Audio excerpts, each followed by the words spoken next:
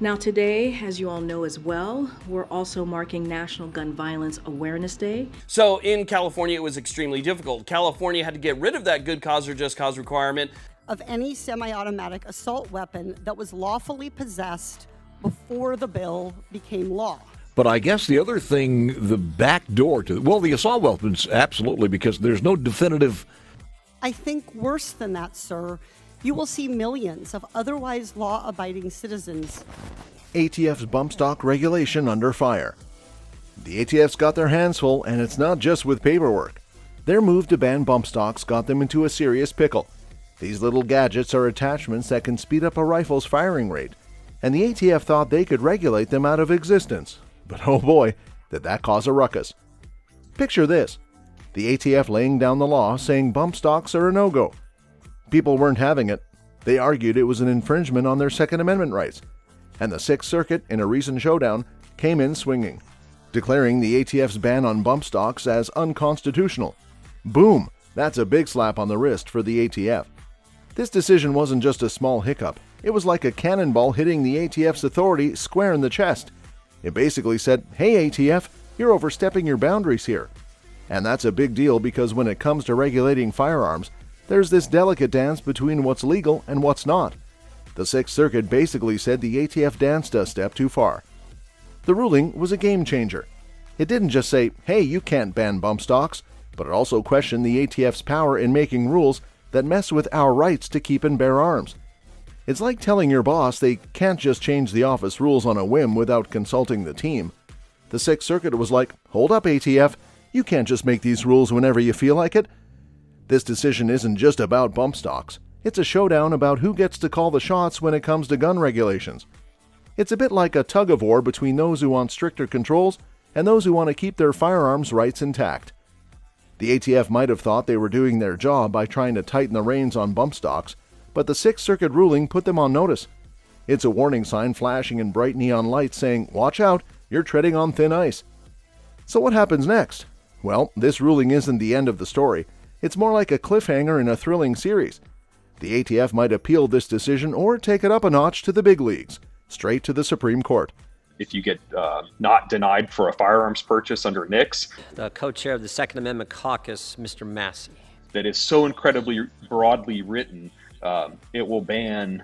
It is reported from the Rules Committee against any resolution reported.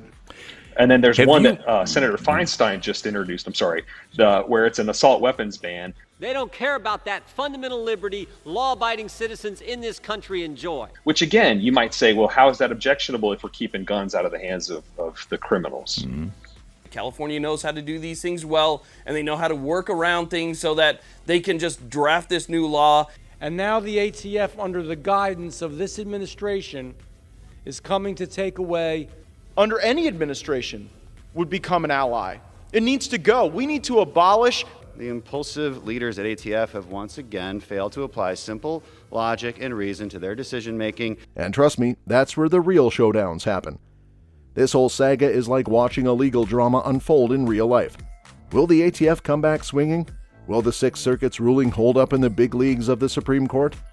It's a nail-biter, and everyone's watching to see how this game plays out because, at the heart of it all, it's about our rights and who gets to decide the rules of the game.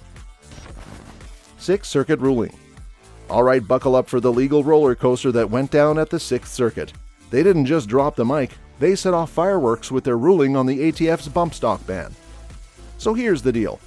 The Sixth Circuit basically wagged its finger at the ATF saying, hold your horses, you're stretching way too far. They took a hard look at the ATF's ban on bump stocks and went, not on our watch. Why? Because they felt the ATF was playing fast and loose with their power. They accused them of overstepping their boundaries, especially when it comes to messing with our Second Amendment rights. It's like they caught the ATF trying to pull a sneaky move and said, nuh-uh, not cool. But here's where things get a bit murky. The court didn't just say, hey ATF, you're overreaching. Nope, they dove deeper into the legal dictionary and found themselves tangled in a web of words. See, there's this term called mash gun, and turns out, defining it is trickier than untying a knot in the dark. The Sixth Circuit was scratching their heads over what exactly qualifies as a mash gun. It's not as straightforward as you'd think. There's this ambiguity in the definition, and it's causing a real headache. Imagine a bunch of lawyers arguing over whether a tomato is a fruit or a vegetable. That kind of confusion. This fuzziness in the definition of mash gun had the court and other legal hotshots spinning in different directions. They're all staring at the same law book, but they've got their own ideas about what those words actually mean. It's like trying to follow a map with multiple paths, and nobody can agree which road to take.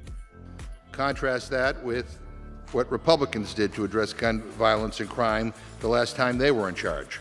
And they're turning it into 10 days plus a number of steps that you have to take in order to clear your name. And there's been quite a few amendments. Well, the last thing to happen just happened yesterday. Do you think we're our safeguard on this one is there's no way that the Supreme Court will allow this, or is...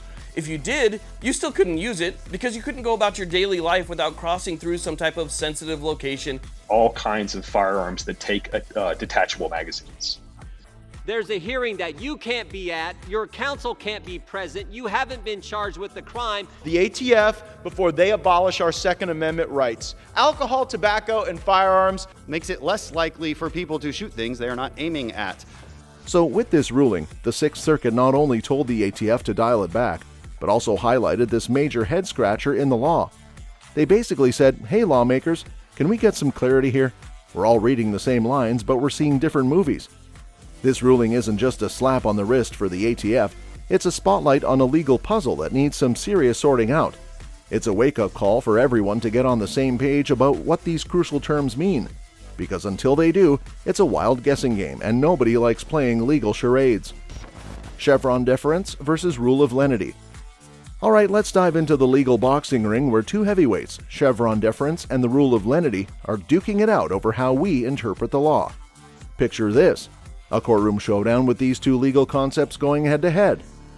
First up, we've got Chevron deference, a concept that's got everyone debating whether courts should give a big thumbs up to the ATF's take on vague laws. It's like saying, hey, if the law's a bit blurry, should we let the agency blur it even more? Some folks are all for it, thinking, well, the ATF knows their stuff, right? But others aren't so sure. They're raising their hands saying, hold on a second, let's not hand over all the power to the agency. On the other side of the ring, we've got the rule of lenity, playing the underdog role. This rule's like the rebel in the legal world saying, hey, let's not make things more confusing than they need to be. It's all about putting the citizens first, making sure the interpretations of the law benefit us regular folks, rather than giving the agency a free pass to call the shots. So imagine this debate as a tug-of-war between giving the ATF a gold star for their interpretations and saying, nah, let's keep things crystal clear for the rest of us. Chevron deference has its supporters waving the agency flag saying, hey, they're the experts, let's trust their judgment. But the rule of lenity's crew is in the stands shouting, wait a minute, let's not forget who the law is supposed to protect, us. It's a bit like giving the referee's whistle to one team and hoping they play fair. Some think the ATF should get a nod of approval for making sense out of unclear laws. The last case that they rendered a decision in that was tangentially related to the Second Amendment was in 2016. So in California, it was extremely difficult. California had to get rid of that good cause or just cause requirement. Then the White House walked back that statement. Of any semi-automatic assault weapon that was lawfully possessed before the bill became law. Personally, it's a little bit sketchy there too, because, the last case that the Supreme Court took and rendered a decision on of 2022. Now, when it was originally introduced, it was the worst carry bill that I have ever seen. A real Second Amendment case was in 2010 in McDonald v. City of Chicago. Individuals who own pistol braces, which were originally approved by the ATF themselves. and every conservative in this Congress to stand with Representative Clyde and his legislation and to stand with me. Now, you could argue, actually, that the pistol brace makes the gun safer. But others are saying, let's put the interests of the people front and center, not just what the agency prefers. So, who wins this legal tug-of-war? It's not just about picking sides. It's about deciding whose interpretation of the law gets the thumbs up. It's a battle between giving agencies the benefit of the doubt and making sure the law leans in favor of the folks it's meant to protect. And let me tell you, this debate isn't ending anytime soon. It's a heavyweight bout that keeps the legal world on its toes. ATF's inconsistent stance. Alright, imagine the ATF doing a bit of a two-step dance with bump stocks, trying to define them, and, well, tripping over their own feet in the process. It's been a bit of a roller coaster ride with their flip-flopping on whether these things count as mash gun parts or not. So here's the scoop. The ATF couldn't seem to make up its mind about bump stocks. First, they're like, yep, these little gizmos turn a semi-auto rifle into a mash gun. And then, out of the blue, they're doing an about-face, saying, wait, scratch that, they're not quite the same thing. This back and forth left everyone scratching their heads. It's like trying to follow a GPS that keeps changing directions. It's confusing. And this inconsistency in the ATF stance didn't just add a sprinkle of confusion, it poured a whole bucket of uncertainty into the mix. Lawyers and gun enthusiasts alike were left wondering, what's the real deal here? But wait, the plot thickens. Instead of taking this hot potato of a legal mess and passing it around for more review, the ATF decided to go all in.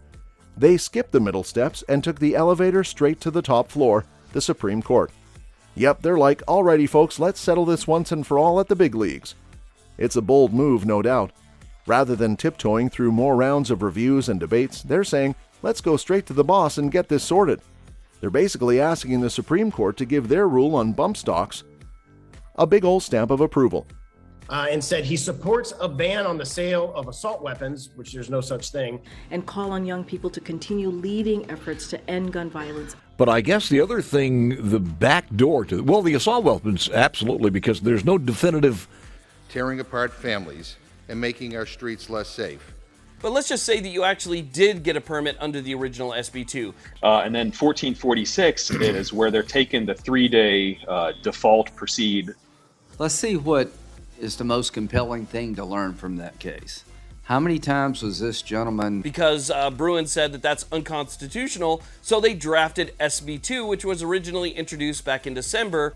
Which changes now we have an administration that is desperate to erode our Second Amendment rights. Should be the name of a chain of convenience stores in Florida, not a federal agency.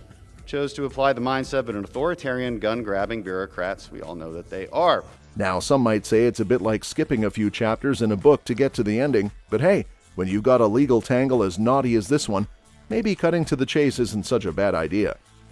So the ATF's doing the legal equivalent of putting all their chips on the table. They're saying, hey Supreme Court, we need your blessing on this one. And you can bet your bottom dollar that this move is making waves in the legal world. It's like the grand finale of a fireworks show, the big moment everyone's been waiting for. Now, all eyes are on the Supreme Court to see how they'll unravel this bump stock mystery once and for all. Circuit Court cases heading to SC.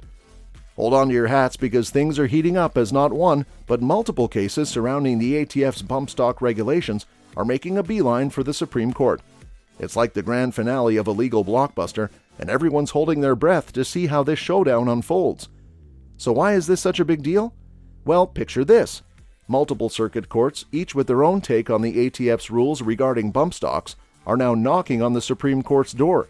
It's like a chorus of legal voices, all singing different tunes, and they're looking to the Supreme Court to be the ultimate conductor. This attention from multiple circuits is like shining a spotlight on a stage where the Supreme Court is about to take center stage. And let me tell you, when the Supreme Court steps in, it's not just about settling one case.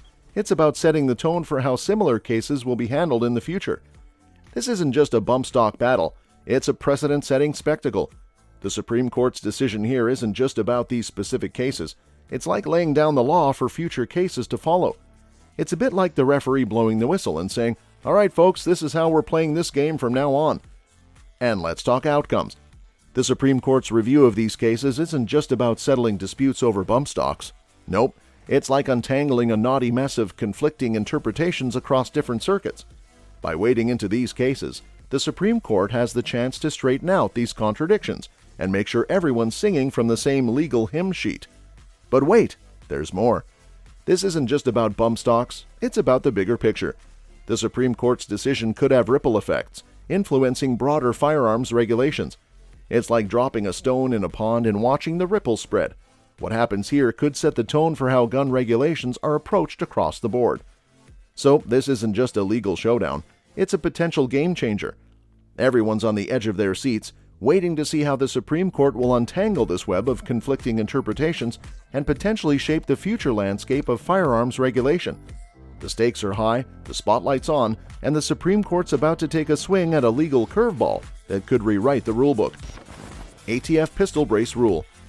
In January 2023, the ATF dropped a shocker on gun owners, introducing a rule that stirred up quite a storm in the firearms community. This rule came down heavy on folks who owned AR and AK pistols, tricked out with those nifty pistol braces. The deal was simple, but not exactly sweet. Either register your firearm with the ATF or kiss it goodbye by destroying it. Ouch. Now, let's rewind a bit to understand how we got tangled in this mess. Back in the day, around 2012, a fella named Alex Bosco had a light bulb moment. He cooked up this genius contraption called the pistol brace, not for kicks and giggles, but to lend a helping hand to a disabled veteran who wanted to shoot an AR better. Good old Alex sent his brainchild to the ATF asking, "Hey, is this cool?"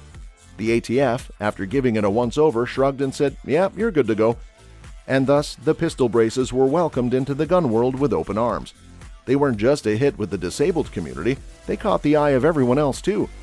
See, slapping a traditional stock on a short-barreled gun was a red-tape nightmare. It meant doing the ATF tango, registering, paying a hefty $200 tax, and waiting 3 long months for the ATF's nod. So when these pistol braces came around, making AR and AK pistols a heck of a lot more user-friendly without the bureaucratic hassle, people jumped on the bandwagon faster than you can say, Second Amendment. But here's where things took a nosedive. The ATF, after giving the green light to these pistol braces, started getting a tad grumpy. They didn't quite fancy the idea of folks skirting around their stringent rules by slapping on these nifty braces. So they tried pulling a fast one by twisting and turning the language of their own rule. For over 5 years, they danced around trying to tweak things, but nothing stuck. You see, the ATF can make rules, but can't just snap their fingers and create laws out of thin air. Crafty, huh? As time passed, gun companies started selling AR and AK pistols pre-fitted with braces. This didn't sit well with the ATF, feeling like the game wasn't going their way. So, what do you do when you can't win by playing fair? Well, you try flipping the board and changing the game, and that's exactly what they did. On January 31st, 2023, the ATF dropped the shocker, publishing a new rule that had gun owners scrambling. Suddenly, all those beloved guns with pistol braces were now slapped with a label, SBRs, or short-barreled rifles. Cue the panic. Owners had 120 days to make a tough call, either kiss their brace-equipped guns goodbye or register them with the ATF and fork over $200. But hold your horses, there's more to this roller coaster ride. Several groups, including the Firearm Policy Coalition and a bunch of brave individuals, stood up to challenge this rule, and you know what? The courts agreed. The judge slammed the brakes on the ATF's rule, saying, "Hey, you can't do that." Is the goal of the ATF to go after and criminalize law-abiding Americans? Thank you, Mr. Chairman. Real quick, I find it interesting that my colleagues have no problem with the ATF going outside its boundaries. This ruling has effectively, and for now at least, killed ATF's pistol brace. I want to get a better sense of where the ATF's pistol brace rule derived from. It was a victory for the everyday gun-toting folks, a ruling that said, "Enjoy your braces, y'all. No need for registrations or taxes." Phew. That's the story of how a seemingly harmless ATF. Ain't that a wild ride? Legal challenge and court ruling. Alright, buckle up for the legal showdown that ensued after the ATF dropped their pistol brace shocker. When the ATF laid down the law, various heavy hitters in the firearms world weren't having any of it. Groups like the Firearm Policy Coalition and Maxim Defense, along with some gutsy individuals, suited up for battle. They rolled up their sleeves, marched into court and said, "Hold up, ATF, you can't just change the game like that." The legal tussle didn't just hang around in any old court. No, sir.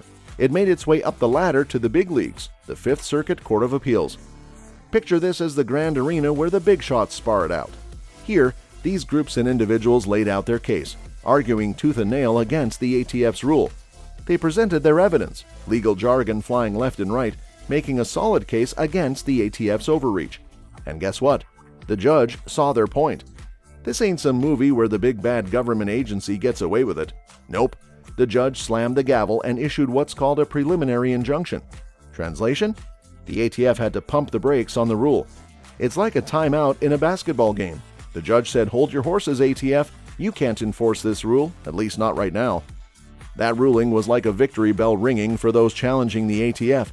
It was a win for the little guys standing up against what they saw as government overreach. The court basically said, You can't just stomp on people's rights without crossing your T's and dotting your I's, ATF. It was a moment where the little guy won around against the big bureaucratic mash. And let me tell you, in the legal world, that's no small feat. Implications of the ruling. Oh boy, when that judge dropped the hammer on the ATF's rule, it sent ripples across the entire country. Picture this, a nationwide sigh of relief from gun owners. Why? Because that ruling didn't just apply to a handful of folks, it had an impact from sea to shining sea. The judge's decision was like putting a giant padlock on the ATF's ability to enforce that rule on anyone, anywhere, in the good old US of A. What does this mean for the folks with AR and AK pistols decked out with those handy pistol braces? It's like breaking free from the bureaucratic shackles. Suddenly, it's open season. You can strut around with your brace-equipped firearm without worrying about the ATF breathing down your neck. No need for registrations, no hefty $200 tax. You're free as a bird to enjoy your guns as they were meant to be enjoyed. Think of it as a victory lap for gun owners, a win for the right to bear arms without unnecessary red tape. That ruling basically said, hey ATF, you can't just flip the script and change the rules midway, not on our watch. It's a thumbs up for individual freedom and a reminder that the government can't just bulldoze over people's rights without a darn good reason. So cheers to the folks out there who can now sling their AR and AK pistols with braces without a worry in the world. And would not alter the classification of a pistol or other firearm. This rule redefined firearms with stabilizing braces as short-barreled rifles. ATF derives its rulemaking authority in this matter from primarily the National Firearms Act. Classification changes for previously registered guns. Here's where things get a tad more complicated. Remember that 120-day window the ATF gave folks to make a tough call about their brace-equipped guns? Well, for those who bit the bullet and registered their firearms during that time, there's a bit of a twist in the tale. Those firearms are now stamped with a new label, SBRs, which stand for short-barreled rifles. It's like a rebranding, a new classification that comes with its own set of rules and quirks. So if you were one of the brave souls who said, okay ATF, I'll play by your rules, your gun is now officially in a different category. Now let's talk about adding a stock to these SBRs. You see, adding a stock to these firearms isn't as simple as slapping on a new accessory. If you decide to give your SBR a makeover by adding a stock, you'll need to tap the ATF on the shoulder and ask for permission. Yep, it's like needing a hall pass to cross state lines, but for your firearm. That's not for us to regulate. If somebody we wrote the rule to make it easy to comply with. When attached to a firearm, does not convert that weapon to be fired from the shoulder. Turns law-abiding gun owners into felons is a result of unelected bureaucrats simply enacting a new regulation. Firing rapidly, almost at the same rate as a machine gun, and that's why these will be banned starting tonight. This means that while these previously registered guns get a bit of a different status, there are still strings attached. It's like getting a backstage pass to a concert, but being told you can only go to certain areas. Your gun's got a new identity, but it comes with limitations when it comes to modifications and interstate travel. It's a bit of a bittersweet deal for those who registered their firearms within that 120-day period. Sure, they don't have to say goodbye to their beloved guns, but there are now some hoops to jump through if they want to make any significant changes or take their firearms across state lines. Future of ATF enforcement and gun ownership. The legal dust may have settled for now, but the story doesn't quite end there. You see, the ATF isn't exactly known for taking a defeat lying down. There's a chance, albeit a slim one, that they might try to pull a rabbit out of their hat by appealing the court's decision. Picture this, the ATF dusting themselves off, adjusting their tie, and saying we're not done yet. Now, is that likely? Well, let's just say it's about as probable as finding a unicorn in your backyard. The court slapped down their rule, saying it was a no-go, and for the ATF to turn that ship around and win an appeal, it's like trying to swim upstream with a cinder block tied to your ankle. But hey, stranger things have happened. Remember, this is the real world, not a predictable movie plot. So while it's not impossible, it's about as probable as finding a needle in a haystack. Now let's talk shop for gun owners. That court ruling? It's a green light. It's like the freedom bell ringing loud and clear for folks who want to buy and use AR and AK pistols with those trusty braces. No need to peek over your shoulder or worry about the ATF knocking on your door. You're free to shop for those firearms and deck them out with braces to your heart's content. It's a victory for individual rights, A win for gun enthusiasts who just want to exercise their Second Amendment without jumping through hoops. The ruling sends a message, hey, you can't stomp on people's rights without a darn good reason. So for now, it's a thumbs up for gun ownership and a big take that to unnecessary restrictions. Who knows what the future holds, but for the time being, it's a celebration for folks who cherish their firearms and the freedom to use them as they see fit. That's all for this video, folks. See you next time.